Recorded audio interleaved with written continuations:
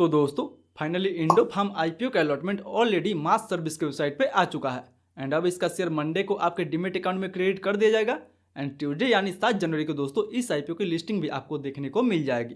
तो ऐसे में जिन लोगों को भी इस आईपीओ का अलॉटमेंट मिला हुआ है वो बहुत ही ज़्यादा कन्फ्यूजन में है कि उन्हें इस आईपीओ में लिस्टिंग डे के दिन कैसी स्ट्रेटजी बनानी चाहिए ताकि उन्हें इस आईपीओ में ज़्यादा से ज़्यादा प्रॉफिट गेन हो सके।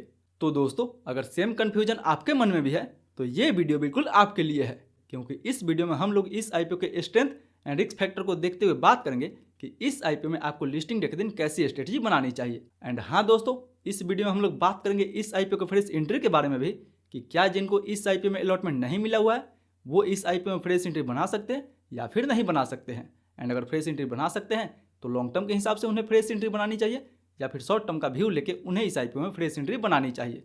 तो फिर चलिए बिना आपका समय गंवाए सीधा वीडियो में आगे बढ़ते हैं और सबसे पहले बात कर लेते हैं इस आईपीओ के लेटेस्ट जीएमपी के बारे में।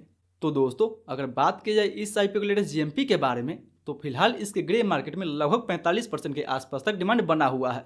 यानी अगर 45% के हिसाब से भी देखा जाए तो पर लॉट पे आपको लगभग 6500 के आसपास तक प्रॉफिट देखने को मिल सकता है। यानी दोस्तों देखा जाए तो जिन लोगों को भी इस आईपीओ का अलॉटमेंट मिला हुआ है उन्हें तो इस आईपीओ में काफी जबरदस्त लिस्टिंग गेंस मिलने वाला है। सो अगर इस जीएमपी के हिसाब से इसका अंदाजन हम लिस्टिंग प्राइस की बात करें तो दोस्तों इस आईपीओ का जो लिस्टिंग प्राइस है वो कहीं 310 रुपये से लेकर 315 रुपये के बीच में हो सकती है।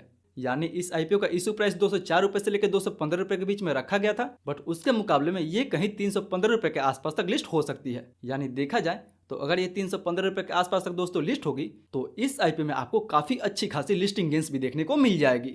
बट याद रहे दोस्तों कि जीएमपी एक केवल टेंटेटिव गेन होता है जो मार्केट के सिचुएशन के अनुसार कभी भी ऊपर नीचे हो सकता है। सो मे बी इसका लिस्टिंग 45% के ऊपर भी हो सकता है या फिर 45% के नीचे भी हो सकता है। बट याद रहे इसकी लिस्टिंग जहां भी हो उसके लिए हमें एक फुल प्रूफ स्ट्रेटेजी बना के चलनी चाहिए। तो फिर चलिए बात कर लेते हैं कि इस आईपीओ में आपको लिस्टिंग डे के दिन कैसी स्ट्रेटेजी बनानी चाहिए। तो दोस्तों इसके लिस्टिंग डे स्ट्रेटेजी में हम सबसे पहले बात करेंगे कि ये जो आईपीओ है वो लॉन्ग टर्म में कैसा परफॉर्म कर सकता है ताकि इस आईपीओ में उनको भी प्रॉफिट हो सके जिनको भी इस आईपीओ का अलॉटमेंट नहीं मिला हुआ है। यानी क्या इस आईपीओ में फ्रेश एंट्री बनाया जा सकता है या फिर नहीं बनाया जा सकता है। तो दोस्तों लॉन्ग टर्म या फ्रेश एंट्री के लिए हम सबसे पहले बात करेंगे इस कंपनी के कुछ स्ट्रेंथ एंड कुछ रिस्क फैक्टर के बारे में। तो अगर सबसे पहले यहाँ पे हम इसके स्ट्रेंथ फैक्टर के बारे में बात करें तो दोस्तों ये साल का पहला आईपीओ था, इसीलिए इसको काफी ज्यादा रिस्पांस मिला हुआ है। यानी टोटल इस आईपीओ को 267 टाइम्स के आसपास तक सब्सक्राइब किया गया है। बट वहीं अगर क्यूआईबी के बारे में बात करें तो दोस्तों क्यूआईबी की तरफ से ये जो आईपीओ है वो लगभग 242 गुना के आसपास तक सब्सक्राइब किया गया है। बट अगर एनआईआई कोटा के बारे में बात करें तो दोस्तों इस आईपीओ का जो एनआईआई कोटा है वो लगभग 501 गुना के आसपास तक सब्सक्राइब किया गया था। यानी देखा जाए तो इस आईपीओ को काफी जबरदस्त रिस्पांस मिला हुआ था। वहीं कंपनी का बिजनेस भी काफी अच्छा है एंड इस बिजनेस को रन करने के लिए कंपनी के पास इन हाउस एनबीएफसी का सेटअप भी है जिससे कि किसी कस्टमर्स को ये कंपनी तुरंत लोन की भी सुविधा प्रदान करती है। वहीं कंपनी का management team well educated and काफी एक्सपीरियंस भी है, यानी उन्हें इस इंडस्ट्री में काफी अच्छा खासा नॉलेज भी है। बट वहीं अगर इसके स्ट्रेंथ के तुलना में बात करें इस कंपनी के रिस्क के बारे में तो दोस्तों कंपनी का फंडामेंटल उतना ज़्यादा भी ठीक ठाक नहीं है, क्योंकि देखा जाए तो FY24 तक तो कंपनी का फंडामेंटल काफ़ी अच्छा है। बट FY25 के फर्स्ट क्वार्टर में ही कंपनी के रेवेन्यू एंड कंपनी के प्रॉफिट मार्जिन में हमें काफ़ी ज़्यादा डिक्लाइन देखने को मिला है। सो अगर ये आगे कंटिन्यू रहता है तो इस कंपनी का फंडामेंटल और वीक हो जाएगा। बट दोस्तों ये भी सही है कि हमें किसी भी कंपनी के उसके एक क्वार्टर पे बिल्कुल जज नहीं करनी चाहिए। बट अगर आप पिछले 2 साल का भी प्रॉफिट एंड रेवेन्यू देखते हैं तो उस प्रॉफिट एंड रेवेन्यू में हमें उतना ज़्यादा ग्रोथ भी देखने को नहीं मिला है।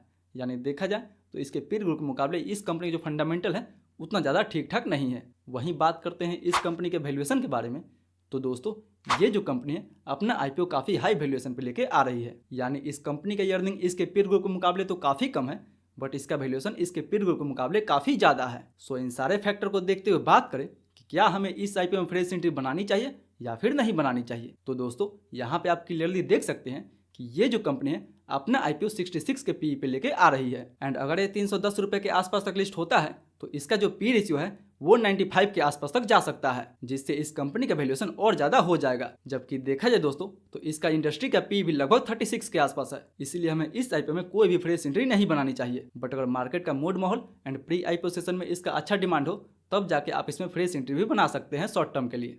बट वहीं दोस्तों अब अगर हम बात कर लेते हैं उनके लिए कि जिनको भी इस आईपीओ का अलॉटमेंट मिला हुआ है उन्हें इस आईपीओ में कैसी स्ट्रेटेजी बनानी चाहिए। क्या उन्हें इस आईपीओ को होल्ड करनी चाहिए या फिर लिस्टिंग डे पे ही सेल करके निकल जानी चाहिए। तो दोस्तों अगर आप इस आईपीओ में केवल लिस्टिंग गेंस के लिए पैसा लगाए थे तो आपको जितना भी इस IPO से लिस्टिंग गेंस मिल रहा है उतना आप लेके खुशी खुशी निकल सकते हैं, क्योंकि दोस्तों देखा जाए तो 45% का भी लिस्टिंग गेंस कम नहीं होता है। सो अगर आपको 40 से 45% के आसपास तक लिस्टिंग गेंस मिलता है तो आप अपना लिस्टिंग गेंस बुक करके निकल सकते हैं। बट अगर दोस्तों आप इस IPO में लॉन्ग टर्म के लिए होल्ड करना चाहते हैं तो आप अपने प्रॉफिट को लॉन्ग टर्म के लिए होल्ड करके छोड़ सकते हैं, क्योंकि दोस्तों आपको अपने पूरे कैपिटल पर रिस्क लेना नहीं चाहिए। इसीलिए आपको जो भी इस IPO से प्रॉफिट मिल रहा है उसको लॉन्ग टर्म के लिए इन्वेस्ट करके छोड़ सकते हैं। अदरवाइज आप अपना पूरा लिस्टिंग गेंस भी बुक कर सकते हैं। बट दोस्तों याद रहे, लिस्टिंग डे के दिन कोई भी डिसीजन आपको जल्दीबाजी में नहीं बनानी है।